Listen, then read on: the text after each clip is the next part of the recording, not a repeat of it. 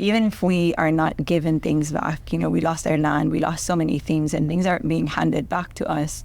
However, we can do things like, rewrite the script for tourism. In this case, we can create businesses.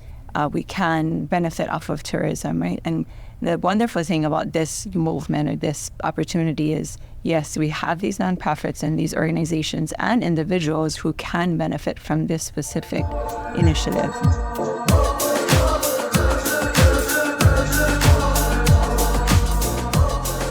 Welcome to the Native Edge Podcast. I'm Chris James. I am here with my co-host, Yvette Fielder. Hi, everybody. Hey, Yvette. Hey, Chris. Where are we at today? We're in the beautiful Incline Village in Lake Tahoe at the Hyatt Regency. Nice. Now, we're here for a purpose. There's a couple of purposes, but what's our main purpose to be in California today? Right? Are we Nevada. in Nevada? Oh, we're in Nevada. Yeah, over the hill in California, though. So we're right on the border, though, close to it. Okay, so we are in Nevada today. Yeah. That's one of our favorite regions, right? Yes, we have a lot of friends in Nevada.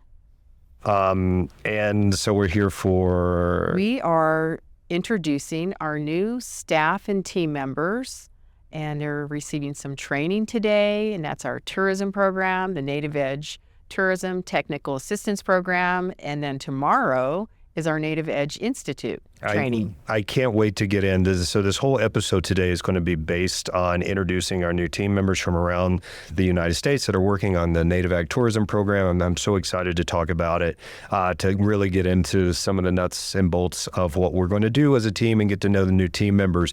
But first, let's talk about a couple of cool things.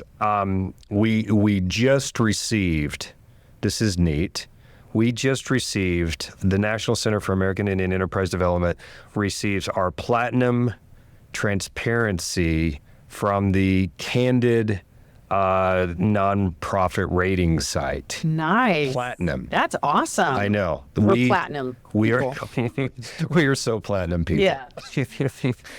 So that's from Candid, and they rate sites or rate organizations based on transparency, based on all about the organization. We had to go through all these tests. Less than 1% of nonprofits in the United States get this platinum rating. Wow. Less than 1%. Congratulations. High five on that. Thank you. How do you get less than 1%? You just it's not like 1% is less than 1%. But we're there. We're there. We're the only ones, apparently. That is so cool. That is an achievement. Yes. Great job. Hunter Supermoons tonight. Hunter Supermoon. Hunter Supermoon. That's the big moon. The moon, okay. the It's going to Hunter be really moon. bright. Yeah. Tell me about like a full moon. Full moon. Brightest. The brightest of the year. bright. Yes. Again, It's the it brightest just of the goes year. right with us. We're So- platinum. We're the brightest. It's the biggest moon of the year. So it's going to be up in the sky. That's Hopefully exciting. we'll get to see that tonight, If because you we're not- witnessed something last night. Yes, I witnessed the comet that only comes around every 40,000 years. Wow, and you got to see it. Well, I saw it 80,000. on your phone. Yes. Yeah, it's amazing that I could see a streak of light, or someone could see a streak of light. I could not see it, but I knew it was there, so I took a picture of the phone. Yes, I did see it though. That's so cool. lots of cool things. Reservation Economic It's Summit. right around the corner. We're already preparing for Res. We've made the announcement. We got I'm everything. sure we already have registrations. And we do. We have the It's- early bird going on. The early bird. I mean, I haven't checked the registrations, but probably it's already one of the largest conferences. And even if we didn't have any more people registered, there's so many people have already registered to get that early bird. But please register for Res. Also, all of our nominations are open for 40 under 40. We have our exhibit booths open. So for the Res event, what else is open for Res? Trade show, art market. Yeah, Island. big event, 5,000 people. That's what we're expecting. I think we're going to go over. Do you think we'll go over 5,000 I think people? So. That's a Native Edge pledge. That's a gonna be- lot of people walking in the hallways. That's a lot of people. Well, what's the beauty of the event? It's, it's a big enough space that it's, you'll still get to see all the people you want to see, still take advantage of all the training. I think we'll have over 90 breakout sessions. We'll have the fashion show. We'll have all like 30 or 40 keynote speakers. It's it's going like to be a family reunion. I like that. Yeah, It's it a is. family reunion. We're a huge family. Yes. It's amazing. Largest indigenous economic development conference in the world. In the Pretty world. big. In the We world. do have people coming from New Zealand. You were out Canada. recently Yeah. visiting, meeting new friends. It's pretty awesome. So that's our news for the day. That's That's not a what we're lot. here That's to talk cool. about. It's not what we're here to talk about, but we have so much going on. We do. It's amazing. Yeah. So, Yvette, why don't you tell us a little bit about why we're here, and then we'll let our team introduce, because we have some amazing folks around the table today. We do. This is the most we've ever had on a podcast. Yeah, there's 1, 2, 3, 4, 5, 6, 8 of us. It's amazing. It's a team. This is like a powerhouse. You've built this powerhouse team. So why don't you give us some background about why we have this powerhouse team together? What is the Native Act? Just go tell us what's going on. The Native Act came to be in 2016, and it is to promote Native tourism in their communities as well as individual business owners.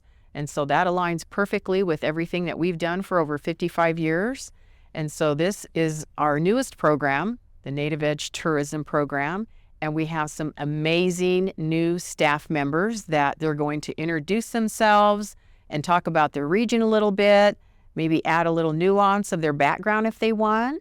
And we're really excited, and we have developed some great survey tools to get out to the communities to find out, one, are you interested in tourism? Do you want to enhance your tourism program? Do you want to build on a new program, maybe dust it off the shelf if it hasn't been really utilized? But really, the roads really intersect. I think all things come to that because it's all about destination. Yeah.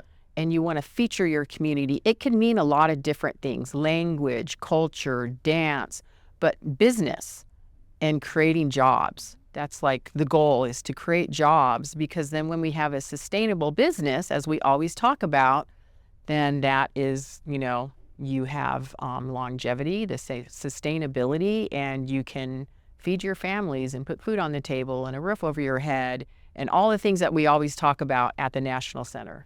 And we also, Yvette, you mentioned sometimes we call it tourism, but sometimes you use other words too. What are some of your other thoughts? Well, like first thing, because there's so many words that can describe it, and it also brings up a lot of different emotions in people, I found, when we're talking to folks. Or they didn't really realize that they're tourism related and didn't really consider that. So destination is one, which is a big one that I felt is like, what do you want to showcase in your community? But tell it in your way, your story, how you want it to be told. Because it's not my story, it's your community story. And we just want to help and be an asset to that and feature the culture the way that you want it. Because if you don't necessarily want everybody running around in your backyard, you want them maybe in a certain area because that's what you want to talk about and feature. Or you want to create a horse track. Skye and I have been talking about that, and how can communities come together and build on each other's platforms, but then work together to build something bigger and make it into their own Calgary Stampede or anything like that. And then just keep growing and do it in a way that's sustainable, that you want to showcase. Well, let's get the Powerhouse team. We'll start with introduction. We'll start with Haley. Hi, everyone. I'm Haley Garcia. I am the Eastern Region representative of the tourism program. A little bit about my background is I'm a professional in community spaces, in economic development, co-working. I consider microeconomic development, working with business owners, nonprofits.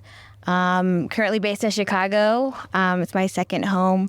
Born and raised in San Felipe, Pueblo. I'm half San Felipe and half Diné. It's a little bit about me. Great. Let's go over to Nicole. Hi, good morning. My name is Nicole Watson. I am Navajo, originally from Chinle, Arizona. I represent the Southwest region. A little bit about my background. I enjoy community outreach as well as health education, and I'm excited to be here. Great. And over to my right, we have Yuli. You pronounce your name. Uilani. Uliani. Beautiful name. Aloha, everyone. I'm Uilani Corr-Yorkman, and I am representing the region of Hawaii. I have been working with Native Hawaiian nonprofits and the Office of Native Hawaiian Relations, specifically in our Hawaii grant, which was created and funded through the Native Act. And I'm excited to be here to continue our efforts with doing tourism regeneratively and on our own terms. Awesome. Skye. Hi, so I'm Skye Gillham, and I represent I'm head of the Northwest region for tourism.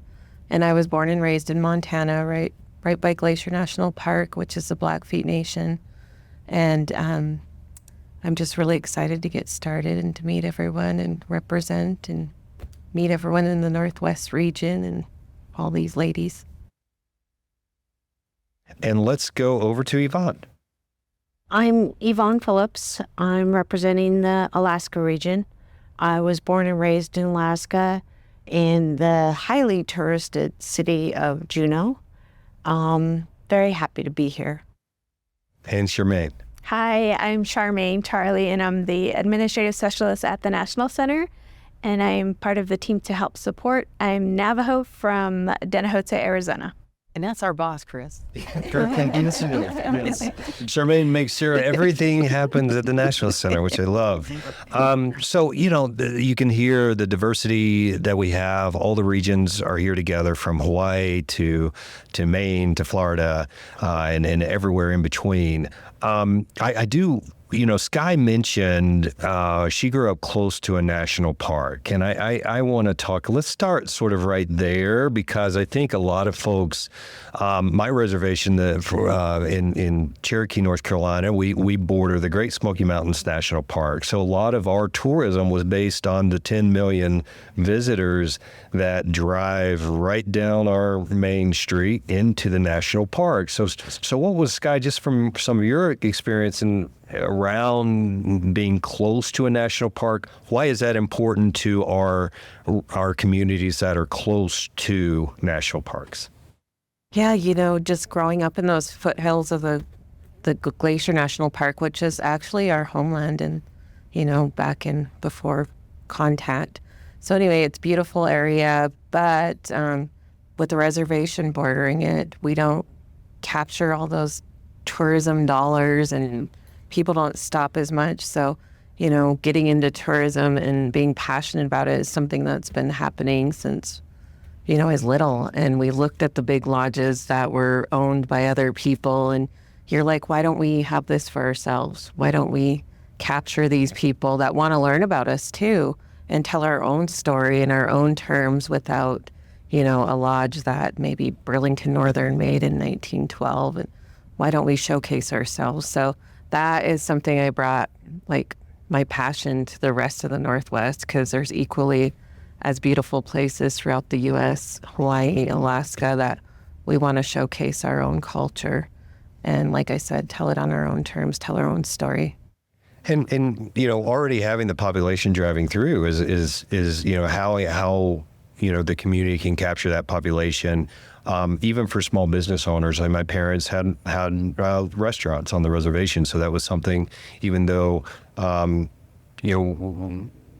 when you think of a tourism business, you think of all these aspects, but for our community, tourism was such a critical part of the summertime. So all the restaurants and all the entrepreneurs that created just tourism business was pretty important.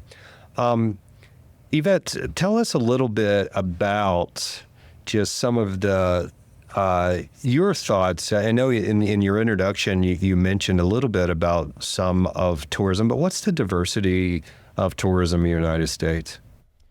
It can really mean a lot of different things, from the small business owner, from the mom and pop startup business.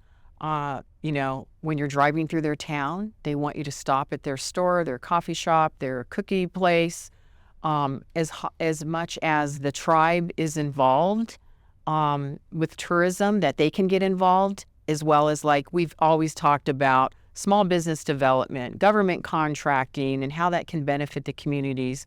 Well, tourism is another means for those visitors to come into the communities, or an establishment, a small business owner. And like I just said, job creation is so huge.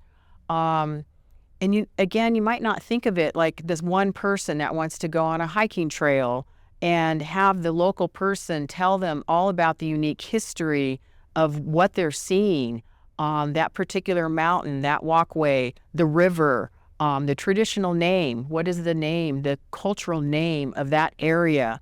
All of those things are missed, I think, because we're not talking about it.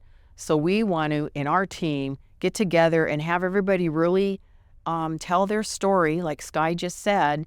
And it's a huge diverse group and population out there, because not every tribe has their own story, their own creation story, their own style of song, dance, everything that they represent in their own communities. And, it's still happening. Cultural revitalization with languages and the dances and ceremonies and things that we don't traditionally talk about. It's okay, if they want to talk about these things. Like, you tell us, and that's what we want to help you create. Nicole, you're in the Southwest region. A lot of diversity. You're going from the desert to the mountains. Tell us a little bit of some of your thoughts in the Southwest region, or maybe some of your experiences that you've had or that you want to bring to the table. Sure. Working with the Southwest region has taught me a lot. Although I'm from Arizona, there are a lot of other communities that are very different from us. Like Yvette mentioned, our communities are not the same. For example, we have smaller communities in northern Arizona who don't get a lot of help, whereas someone in Nevada might get.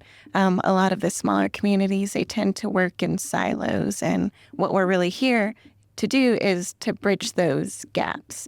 Whereas in Nevada and California, they tend to have a little bit more assistance or resources. So I think those are the differences I've seen or noticed in our Southwest region now. But I think our collective goal is, just to be there and to help them. Yeah. And Haley, I see you shaking your head a little bit. What do you have some thoughts on the same thing in your region? Now you're in an urban, like your base is in an urban market, but your home is in a different place, and then your region is a different place. So maybe talk a little bit about that. Yeah, definitely. So about the eastern region, again, it's very diverse with a lot of different tribes. And one thing that comes to mind is just how much land they have. Like there's tribes out in my region that they have small amounts of land. So like we talk about tourism. So when I think about just having conversations with tribes that have small amounts of land, or land they haven't reclaimed back, I think about okay, we have New York City, we have Chicago, we have all these Nashville. Like in my region, I have a lot of really great cities. Mm-hmm. So how do we diversify what tourism looks like for the tribes in my region? And it means doing things off our tribal land. Mm-hmm. So I do think, and for my region, that's kind of where I'm wanting to have conversations with tribes who have already done it, mm-hmm. And then see if I can create just some tribe-to-tribe mentorships of tribes who haven't even started or begun to think about it, yeah. And then also tribes who have, and just see if they can talk to one another. Again, kind of copying Nicole, it's just being that, bridging that gap. Yeah. Yeah, it was. You mentioned off land. We just had our event. One of our favorite places is Hard Rock Hotel in Manhattan, which again, the Seminole Nation out of Florida owns that. So in your region, they stayed at least you're in your region, but it's 1,000 miles away. They decided international company. The Seminoles have we talk about them a lot and how they've done their operations, and I think that also lays the groundwork for a lot of tribes to look at that model and see, hey, how do we get there's a hotel in Porch DC. Creek. Yeah. Well, the Porch Creek. Yes. They're international. Yes, Porch They're in Creek is international. Curacao, Yeah. Aruba. Yeah. And they have the Wind Creek brand, where we had the Bethlehem Native Edge Institute in Pennsylvania. Oh, that's right. And Yeah. they also own a property in Chicago. So we always try to visit these properties, that other tribes, and what they're doing, and really gather that information to help out other tribes that, haven't started that yet, or they want to expand on it. And Yvonne, you mentioned about tourism in Juneau. I mean, Alaska's if you put a map of Alaska on the map of the United States, it covers 3/4 of the United States. So a lot of opportunities for our villages to do different types of tourism. What are some of your thoughts in Alaska, and what are you thinking about building in that region? Well, I was really hoping that a lot of the businesses that don't realize they're indirectly related to tourism would reach out and ask for our assistance. Because I'm excited about the idea of just being able to find help for them, like services. We have a lot of services that do simple things like small business, small engine repair, all the way up to laundromat services. Yeah. And they don't realize they're related to tourism, in the sense that small engine repair or boat motors, they're helping all the other tourism businesses. The laundromat services, they're helping, in the small villages, you have very limited places to go. And so I'm really hoping these people reach out to us, understanding that we're there to find answers for them. Yeah. And that they're not shy, and they're not thinking, well, I'm not tourism. So yeah, developing toolkits, I think, is one thing. And you bring up this awesome point about all the supporting industries. I mean, again, it goes back to what Yvette said about all the how tourism is so diversified. You have, the traditional going to one place and going to a hotel, but then you have the second layer of, you have all of these support businesses that this program will also support those businesses. So that's exciting. Ilani, let's talk a little bit about Hawaii, because again, very similar to Alaska, you're in a unique area. Tourism has historically been a big part of the culture. Talk a little bit about some of your approach and how maybe some of the historic Native Hawaiian aspects of tourism. So tourism definitely has been a part of Hawaii for centuries. It in some ways started back in, when our monarchy was still in place, when our mo'i, when our kings and queens would host big dignitaries from around the world right there in our own palace, in Iolani Palace. And so that was some form of tourism in itself. And it also went on to when people, like our Duka Hanamoku, who was just so world known and so famous, and the Beach Boys of Waikiki, that was tourism in itself. And it wasn't in a sense of selling, I guess, just the beautiful beaches or just the Grand Canyon of the South Pacific or things like that. It was, people would come to Hawaii to feel that sense of aloha spirit. And so I think that in itself made Hawaii that much different, and the tourism aspect of Hawaii that much different. And so that's how tourism started. And I think it over the course of the years, it has gotten to this place of maybe more of a negative connotation, because our Native Hawaiian resources, cultural traditions, practices, it was very much kind of outsourced, very much taken advantage of, not respected in a lot of ways. And so I think a lot of Native Hawaiians when they think of tourism, they think of this negative connotation.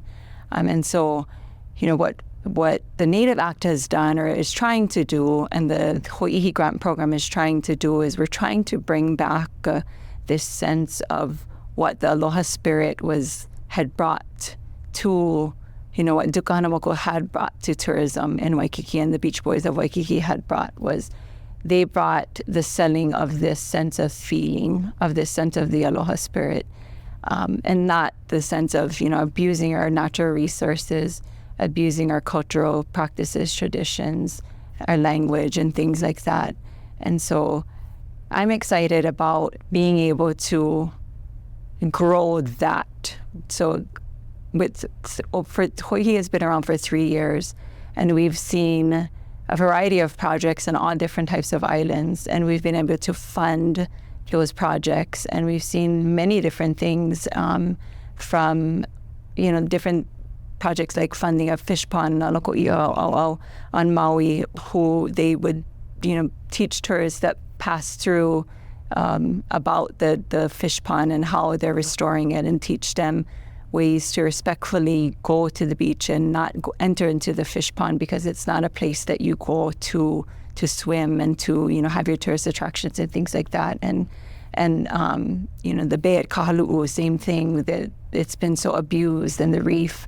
And so we have people posted there, and they teach the tourists about how to respectfully come and snorkel, and when not to snorkel, and how to respectfully wear, sunscreen that is safe, reef safe, and different things like that. And so we have all of these projects for the past 3 years that have done wonderful things, and they have provided jobs, for Native Hawaiians and other people in the community. And so those are the types of things that I am most looking forward to. I want to see more projects. We funded 6 new projects this year, and so I'm excited to show, the Office of Indian Economic Development, like, we have these opportunities, and show Native Hawaiians that you too can create these types of businesses.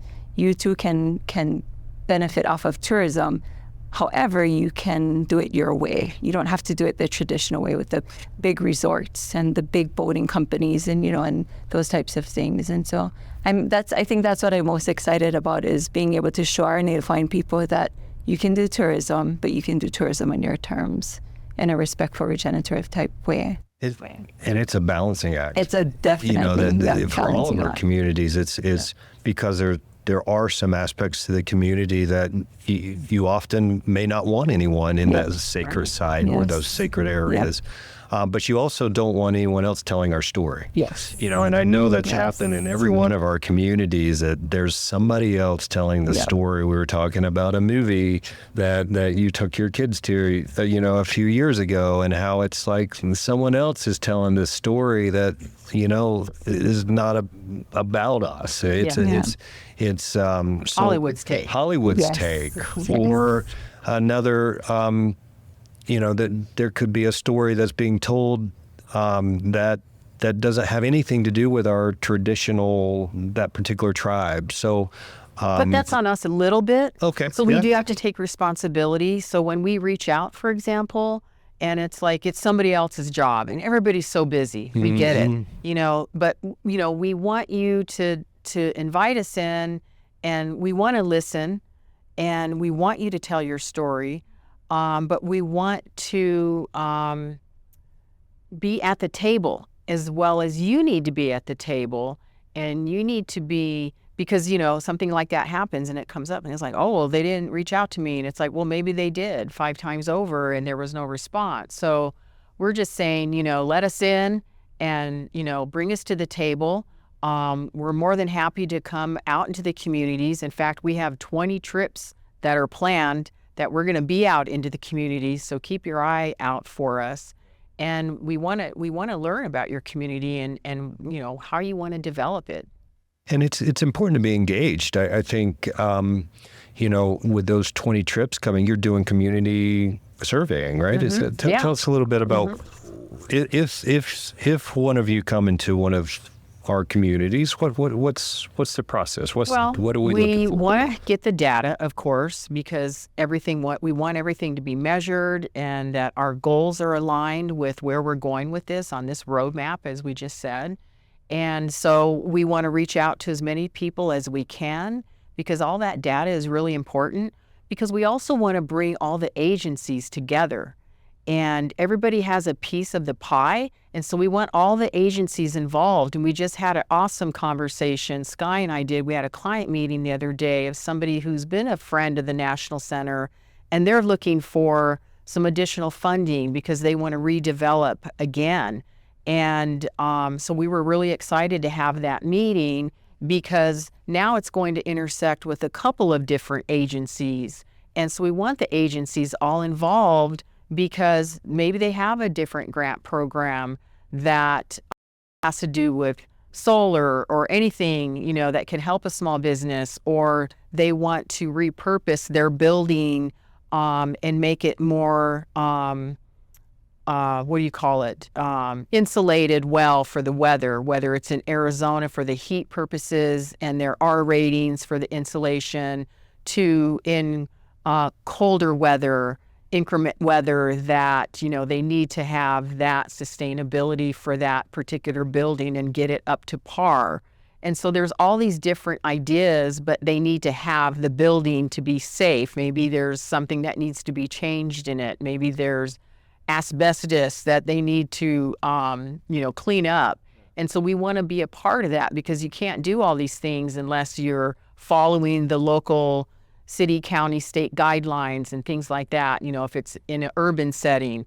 So, you know, we want the agencies to participate with us down this journey. At the National Center, we talk a lot about empowerment, and I think this program is part of our overall cycle of empowering our communities. Our communities are already powerhouses. You know, they are vibrant and diverse, and they're doing some amazing things. So I mean, there's so many communities doing so many things we don't even know doing. So that's part of this too, is really sort of help discover. I'm going to start with Charmayne about empowerment, because Charmayne's going to be doing a lot of the coordination and a lot of communication with, you know, keeping everything together. Charmayne, what's some of your thoughts on just overall empowerment for our communities, and how can this program help be part of that? Yeah. So listening to each of the team members, I'm excited that we have this new staff and this new team and what they're going to bring to the table as far as providing those toolkits and resources to be able to reach out to these communities and let them know that we're here to support you. And these are the tools and the things that we can provide to you, and let us help you, and kind of just being there for them and letting them know that, you know, we're here to help. Awesome. Yvonne. Question about empowerment. How do you feel this program will help continue to empower our communities? Well, I think a lot of our communities do feel isolated. And so the fact that we're reaching out, I hope, opens their eyes, and they contact us and let us know what their needs are. And that once we step in and make them realize, you know, we're not here to tell you what to do. We're here to offer a hand. And down the line, that type of feeling, once they get their stride, the empowerment of being able to accomplish what they want, what they're looking for or seeking. I'm just so excited. I hope we're able to be a part of that, of many small villages, because there really is a feeling of isolation sometimes.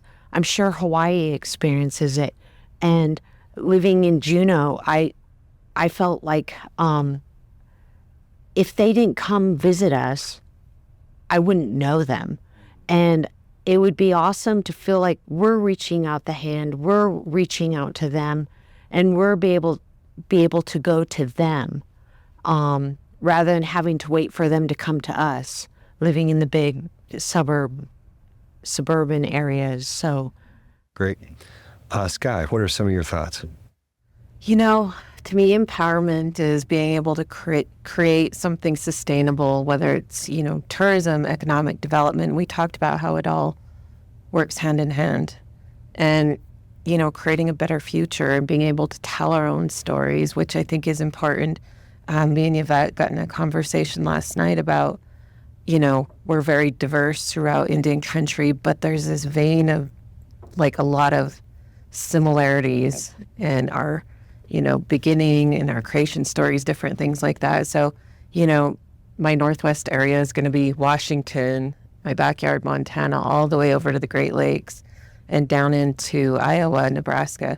So even though I'm going to meet a diverse field out there of different people that want different things, I think our main goal as Native people is always empowerment, sustainable economic development, creating a better future for our Native people. And like I said, being able to tell your own story and doing it in a respectful way and teaching others, this is who we are. These are our sacred areas. This is, what we want to showcase. So we just want to be there to help you do that, whether it's, Washington, ocean, adventures to Montana, my backyard, and all the way over across. So yeah, we're a group of empowered women that are ready to help the bosses. I love that. And how about Hawaii? Well, I think, in this situation, I think empowerment is very much, it's multifolded, right? Like, we have our Native Hawaiian activists, like Uncle Walter Reed and Andy Haunani Trask, who led the way in the early 70s and 80s, who just fought for so many things for our Native Hawaiian people. And they just laid this solid foundation. And I think over the years, we as Native Hawaiians have seen that and have heard that. And I think the time is now for us. We saw it in Mauna Kea. We saw it in, unfortunately, we saw it in the devastating effects of the fires in Lahaina. There's many events that have led up to this. And I think all of those things have made us Native Hawaiians realize that, we can take things back and we can take things back on our terms, but even if we are not given things back, we lost our land, we lost so many things and things aren't being handed back to us. However, we can do things like, rewrite the script for tourism. In this case, we can create businesses. We can benefit off of tourism, right? And the wonderful thing about this movement or this opportunity is, yes, we have these nonprofits and these organizations and individuals who can benefit from this specific initiatives, who want to do tourism-led things, businesses, and they can benefit from this, and we will be there to support them. But there's also Native Hawaiian-owned businesses, individuals, and organizations who never thought that they would somehow be weaved into tourism or could be weaved into tourism. And like maybe they were that second step down or that third step down. They weren't directly related to tourism right up front, but maybe they were kind of in the background. And so I think this opportunity will help people to see that, and so we'll be there to reach out to them and say like, hey, have you ever thought of this? Or have you ever thought of that?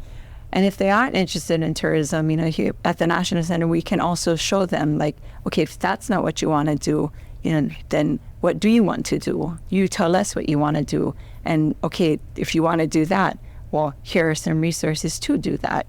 And so definitely, I think the one thing that we do want to stress here at the National Center is, yes, we are not here to tell you what to do.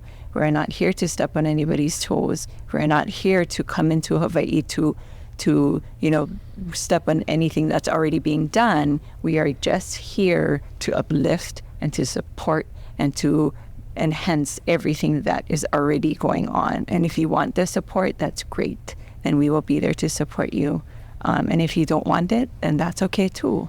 That's your choice. But I'm excited for all of those things because I think all of those components lead us to empowerment.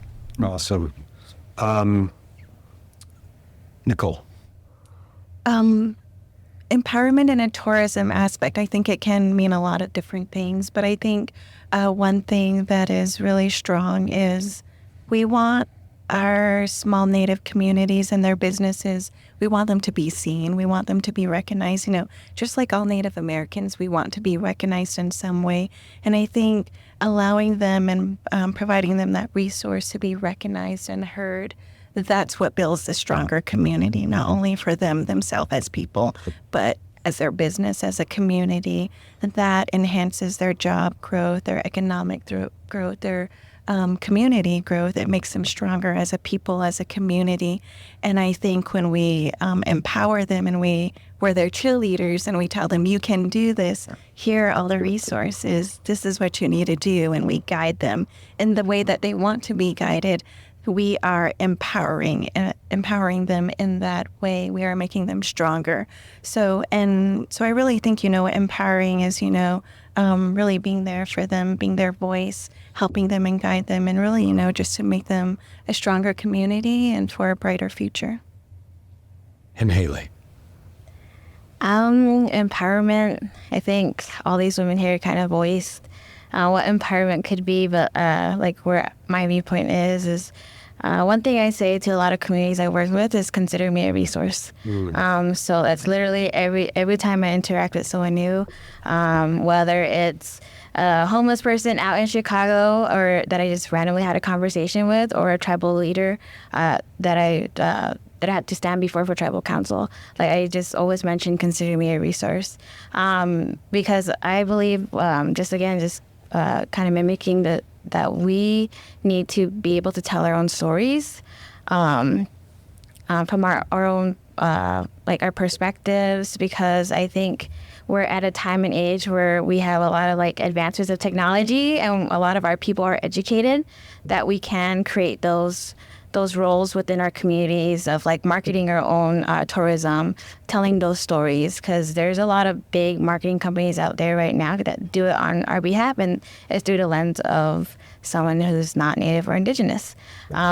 So empowering means that I want to be that connector, that person that can help a lot of tribal people, our communities, to just give them the tools and resources they need, give them that upliftment, say hey, we can do it, you can do it, my tribe can do it, your tribe can do it, your company can do it, a lot of things. And again, it's about upliftment. And I think that's where I see tourism is we can literally do it. Again, so back to technology, education that our people have. We have amazing people in this world that are doing amazing things all over the country or internationally, and it's utilizing what they went to school for. It's utilizing what our tribal leaders and our people always push us and tell us to do, is get our education and help. And what that means is just helping one another, and just for myself, it's consider me a resource.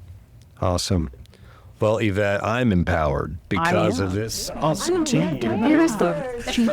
This team is I know this team is amazing. I think you've put together what a great some great voices around the country, and I'm just excited to see this team continue to build and continue to bring resources into our community and help grow. I can see the passion. I can feel the aloha spirit. I can feel all the I do truly feel empowered with this powerhouse group. So thank you. Yvette, final thoughts here on today's episode. If you're standing alone like a stick, it can be easily broken. But when you're put together in a big bundle, you can't be broken. So we're here for you. We want to be bundled, like the Costco store. We're here, we're a bundled group. And we want to wrap our arms around you. And we want to learn, we want to grow, we want to sustain, and we want to tell your story. Well, that's terrific. Thank you so much, all of you, for being part of the Native Edge podcast today. The National Center for American Indian Enterprise, we are a 501c3, so please reach out to us. You can find our contact on our website at www.ncaied.org. All of our contact information will be there. So if you're in one of the regions that we talked about today, please reach out to one of us and say, hey, we'd love to talk about a project that we're thinking about, or we'd love to share a story. You can reach out to us individually. You can reach out to Yvette directly. You can reach out to Charmayne. All of our contacts are on our website, so please reach out.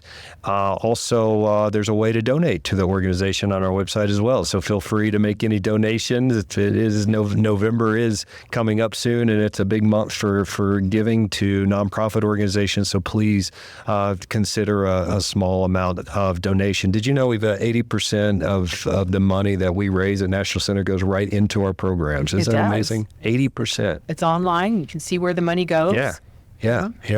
We are transparent. Very transparent. So you can look us up. You can find out all about us. Find out probably way too much information about us if you want to know the truth. I am Chris James. Thank you for listening, watching the Native Edge podcast. Until next time on the Native Edge.